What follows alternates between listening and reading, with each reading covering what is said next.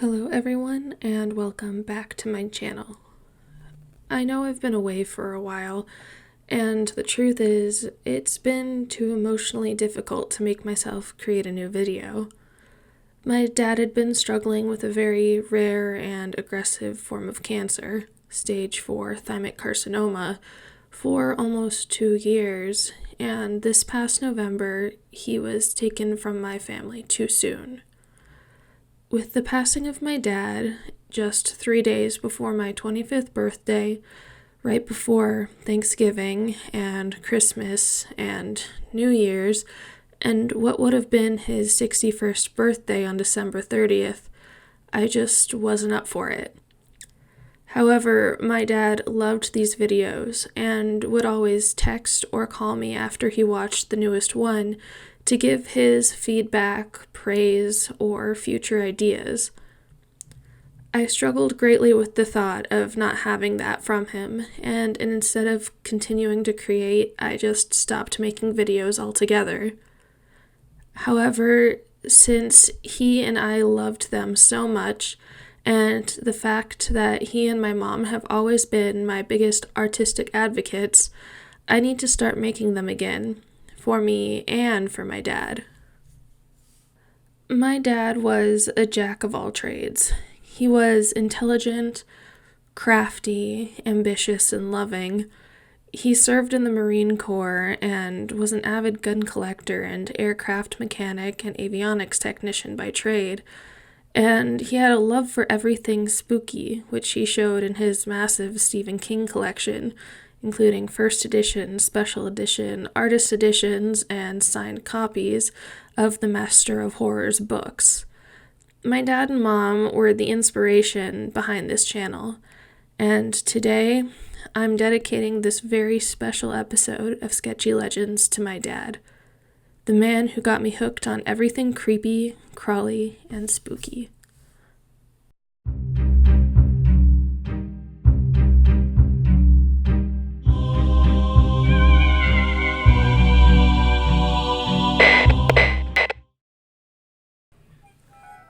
The world is full of mysterious places, some created by nature and others built by man. Today, in this very special edition of Sketchy Legends, I'm going to share with you one of the most interesting man-made structures ever created, a place I had dreamed of visiting ever since I was little, a building that my parents told me stories of how they lived just minutes from it when they had moved to California for 8 years before I was even born. This house captured their interest and their stories captivated me. After I was able to visit it in January of 2018, I've been nothing but entranced by it ever since. So sit back, relax, and listen to this week's episode of Sketchy Legends. Sarah Lockwood Purdie, born in 1840, was the fifth of 7 children born to Leonard and Sarah Burns Purdie in New Haven, Connecticut.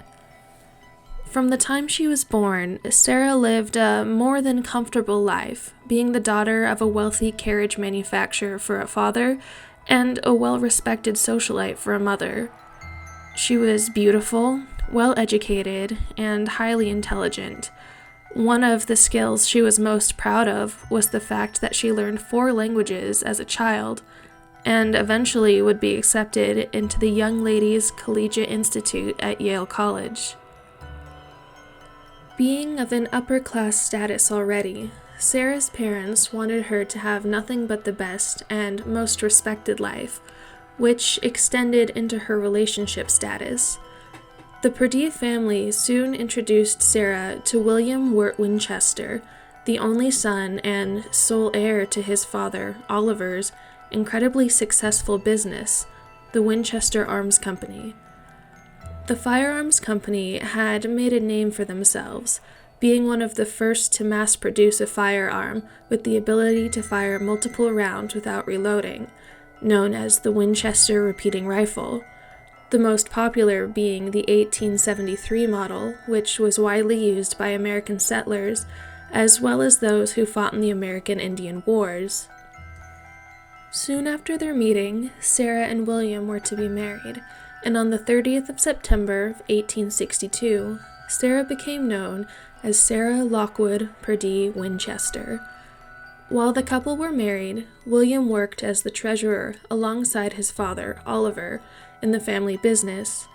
After 4 years of marriage, Sarah and William welcomed their only child, Annie Pardee Winchester, into the world on June 15, 1866. However, the happiness would be short-lived. Just 40 days after her birth, Annie passed away from marasmus, a rare disease that makes it impossible for the body to metabolize proteins, resulting in malnutrition. Many people in Sarah's life noted that she was never the same after the death of Annie. She was constantly on edge and described as distressed, much of it being associated with the source of her family's wealth. She had admitted to believing that their fortune was nothing but blood money, that they were profiting off the death of others, something she had never felt comfortable with. In 1880, William's father, Oliver, passed away, leaving the entire company to his only son. However, only a year later, in March of 1881, William grew increasingly ill and passed away of tuberculosis, leaving everything to Sarah. Overnight, Sarah was left with an inheritance of $20 million, equivalent to $529,862,069 today. Along with the cash, Sarah was to have 50% ownership of the Winchester Arms Company. While she never held a position within the company, her new stake in the business left her with a continuous income of $1,000 per day, which is equal to $26,433 per day in today's market. I feel as though anyone would be overwhelmed with that amount of wealth just dropped into your lap. Even if you were used to having money, that amount seems almost ridiculous. Distraught from the loss of her father-in-law, her husband, and never truly healed broken heart at the loss of her daughter, Sarah turned to the supernatural for guidance. This may seem a little out of character, or even ridiculous for someone as well-educated as Sarah. However, in the mid to late 1800s, there was a massive influx of spiritualism.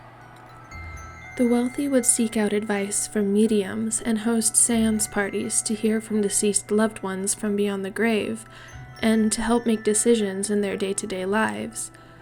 The word of a well-respected medium was everything back then, which was exactly what Sarah needed to help guide her in the right direction. Sarah left for Boston to seek the help of a well-known medium named Adam Coons. Upon first meeting with each other, Sarah informed him of her fears and guilt associated with her family history, how uncomfortable she was with how her money was acquired. Coons listened intently and hosted a seance for her to get answers. He soon informed Sarah that her and her fortune were cursed by those who had tragically died at the hands of the Winchester firearms, and that she would face never-ending torment. However, Coons had a solution for her. Sarah was to move out west and build a house on behalf of the souls that were taken by the Winchester name, where they could reside peacefully forever. Sarah took Coons' advice to heart, and soon after picked up her life and moved as far west as she could in the United States, to the beautiful Bayside city of San Jose, California. Sarah bought a chunk of land, 161 acres to be exact, that contained nothing but an 8-bedroom farmhouse. However, this would soon not be the case any longer.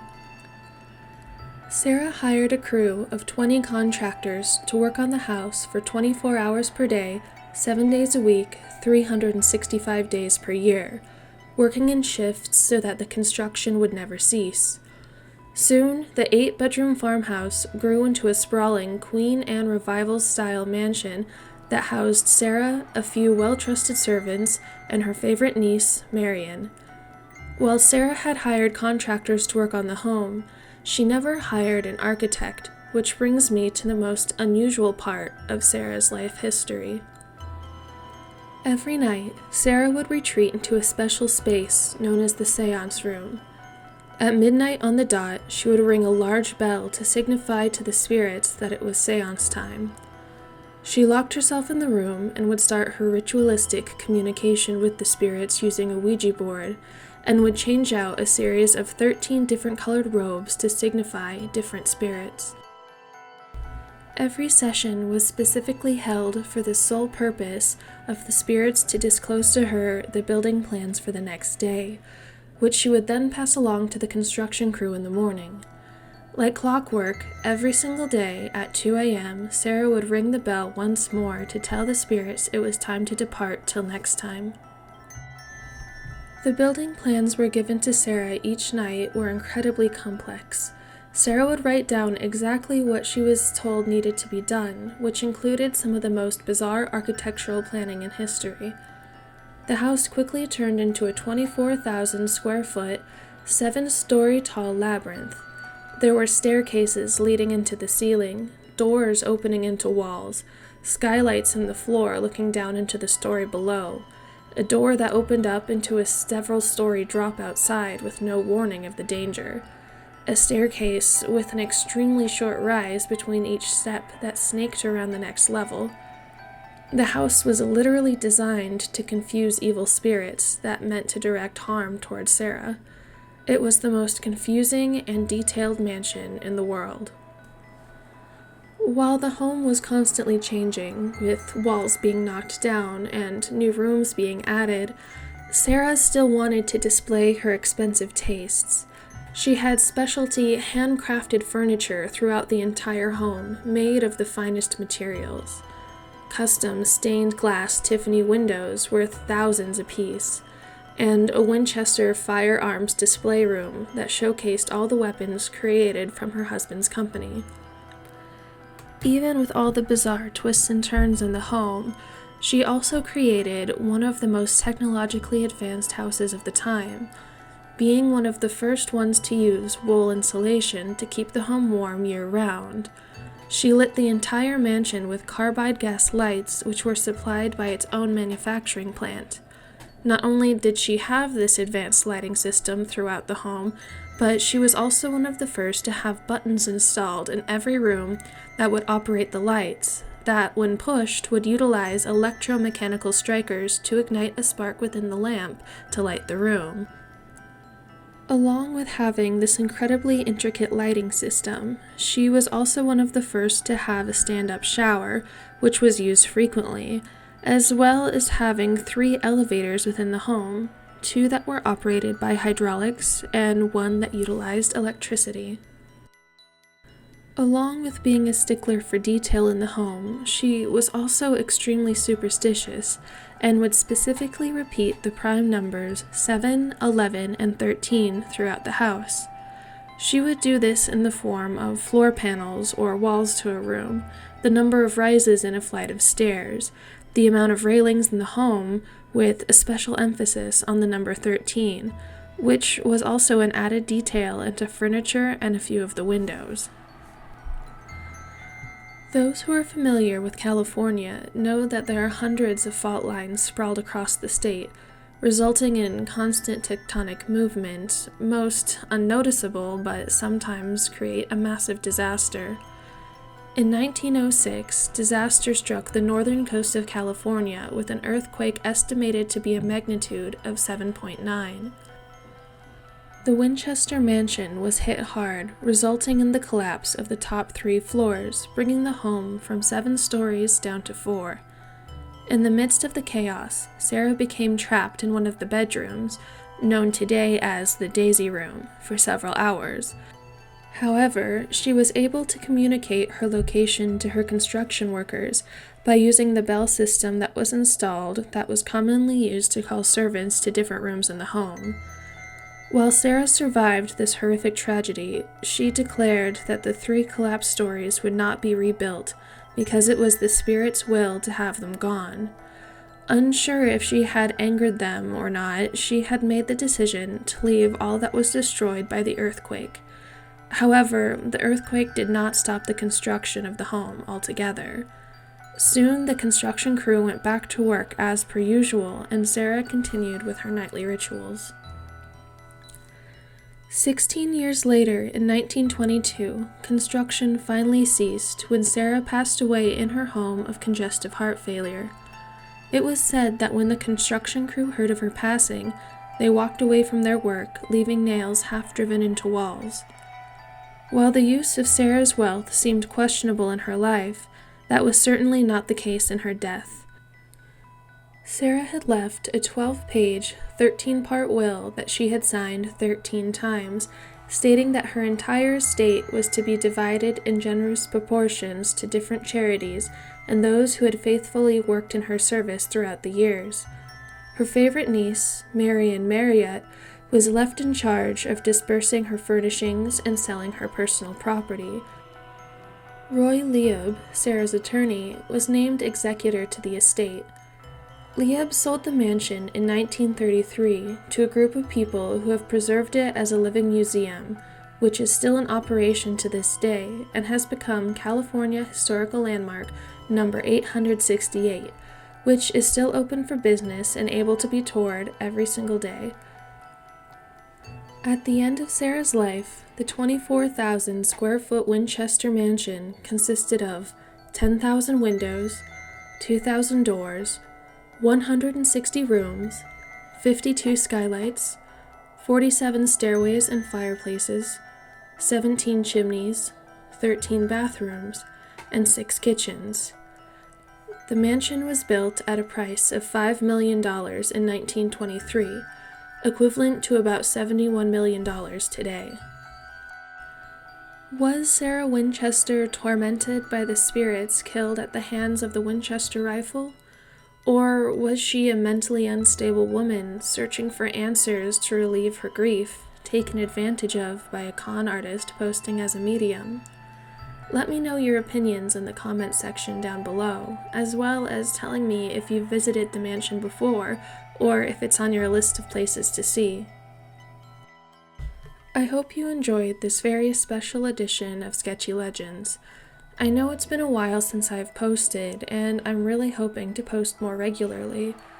I really enjoy doing these videos and hope everyone else is enjoying them too.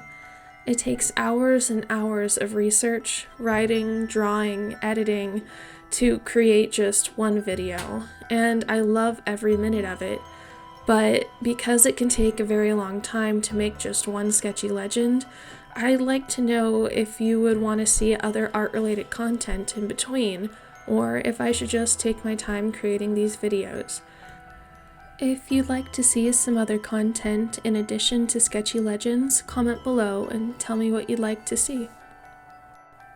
Don't forget to give this video a thumbs up if you enjoyed it, and don't forget to comment down below, as well as subscribing if you're new to my channel. You can check out more of my artwork and get updates on future videos by following me on my other social media at j_dfiore_art on both Instagram and Twitter. Thank you guys so much for watching, and have a great day.